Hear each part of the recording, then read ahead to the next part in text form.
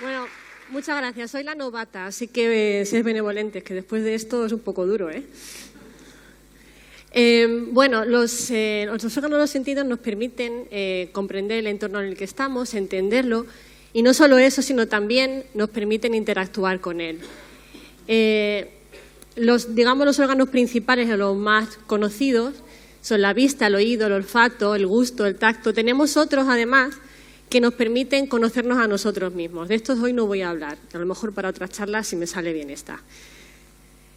¿Cómo funcionan los órganos de los sentidos? Bueno, pues la información llega por unos receptores que son específicos para cada uno de esos órganos sensoriales. Y lo que va a hacer esa información es, los receptores transforman esos estímulos en señales nerviosas que van a ser enviadas directamente al sistema nervioso central. Una vez allí, esos sentidos, de esas diferentes percepciones se van a integrar de forma que podamos elaborar una respuesta determinada a todo lo que nos está rodeando. Como os acabo de decir, los órganos de los sentidos lo que hacen va a ser desgranar toda la información, desgranar, digamos, la realidad que nos rodea en pequeñas parcelas sensoriales. Es decir, cada uno de nuestros sentidos va a recibir información diferente. Pues la vista, el oído, el equilibrio, son sensaciones completamente diferentes y van a viajar de forma independiente también hasta el cerebro. E incluso en el cerebro, cuando llega allí toda esa información sensorial, también tiene su propia parcela, es decir, van a llegar a sitios completamente diferentes en nuestro cerebro. Sin embargo, nosotros lo que hacemos es, necesitamos conocer la realidad como un todo. Y lo que pasa allí arriba, en nuestro cerebro, aunque está parcelada toda esa información, es que nuestro éxito o supervivencia lo que va a depender es de cómo combinemos todas esas sensaciones, todas esas percepciones que vienen de rutas totalmente independientes para poder comprender lo que nos rodea y elaborar una respuesta lo más rápidamente posible. ¿De acuerdo? ¿Cómo hace eso nuestro cerebro? ¿Cómo combina todas esas sensaciones que vienen de diferentes órganos sensoriales dentro de nuestro cerebro? Pues voy a poner el ejemplo de de la corteza visual y la auditiva, digo, para un poco simplificar la historia, ¿vale? La corteza visual y la corteza auditiva primaria es a donde llegan, por un lado, la información visual y la información auditiva. Eso sería la corteza sensorial primaria. Allí nos hacemos un poco una idea de qué es lo que hemos visto y qué es lo que hemos oído, pero de forma independiente. ¿Cómo combinamos esto? Eso se realiza en lo que se llaman las áreas asociativas. Desde esas áreas primarias, donde recibimos la información, se envían conexiones que llegan a las áreas sensoriales de asociación auditiva o visual. Y es allí donde se elabora esa respuesta, es decir, donde se integra toda esa información. Para eso voy a poner un ejemplo.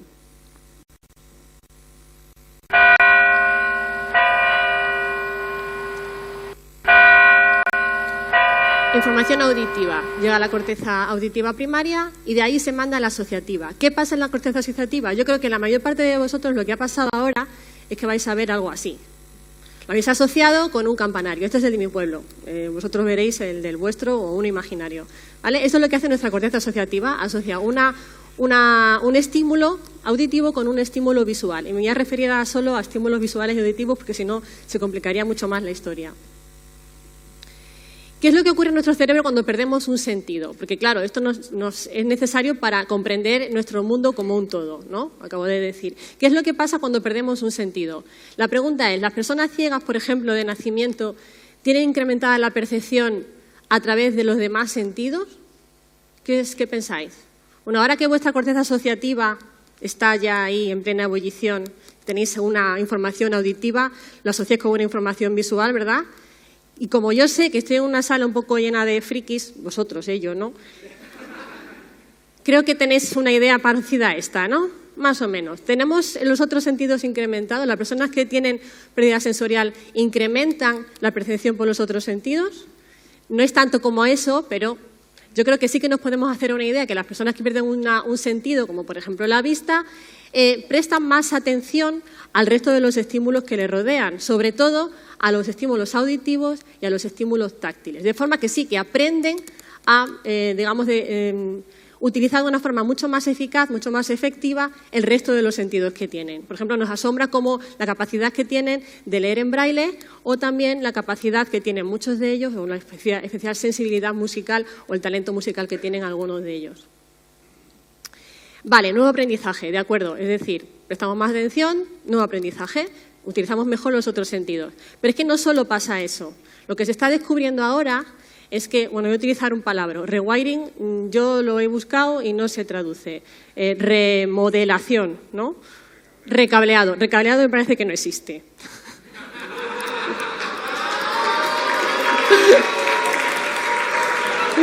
Perdón, que soy la novata.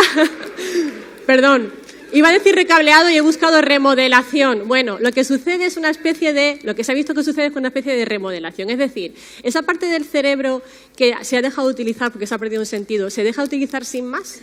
Es un desperdicio, ¿no? Hay que reciclar, tenemos que reciclar todos. Bueno, pues reciclamos también nuestras partes del cerebro que se han dejado de utilizar. Se ha visto, y ahora voy a poner unos cuantos experimentos en los que ha habido una adaptación de las áreas corticales sensoriales primarias, es decir, donde llega la información sensorial primaria, ¿vale? A esto se le llama, este palabra tan bonito, que es neuroplasticidad intermodal. Un ejemplo de esto es una review que se publicó hace ya tiempo en Nature Neuroscience, en el que se vio que personas o pacientes ciegos,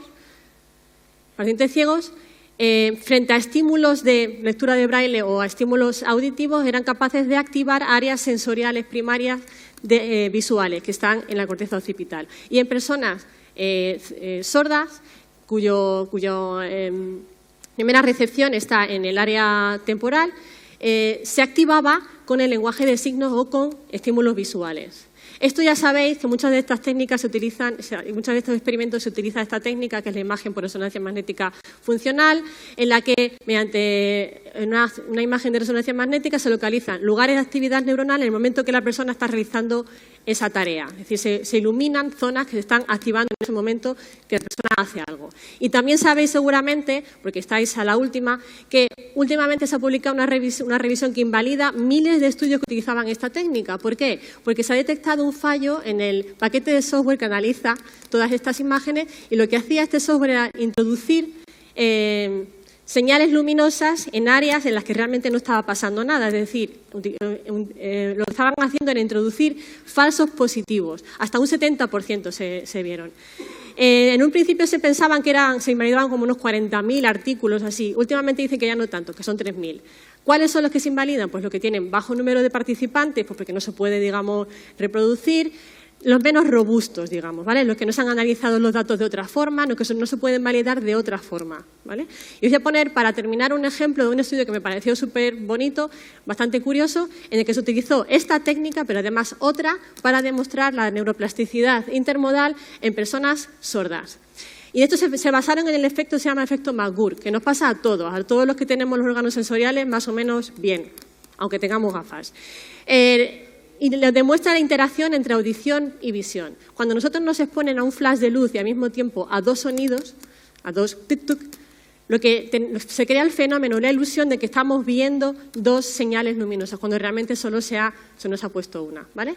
Basándose en este experimento que demuestra la interacción entre audición y visión, se realizó un experimento con personas sordas. En este caso, los participantes eran sordos, y también se utilizaron oyentes deprivados de la audición, ¿vale?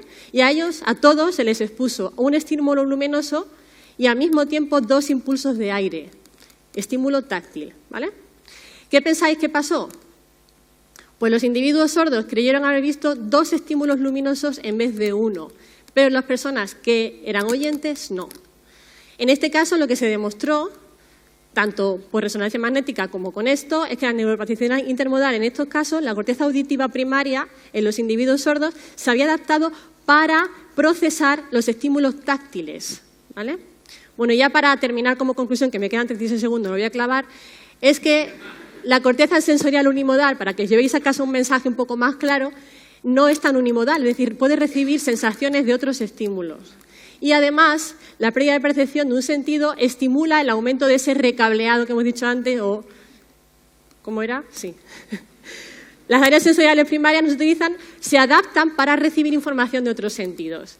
La conclusión final es que la capacidad plástica del cerebro es asombrosa. Todos tenemos un cerebro plástico. Por favor, aprovechadlo. Muchas gracias.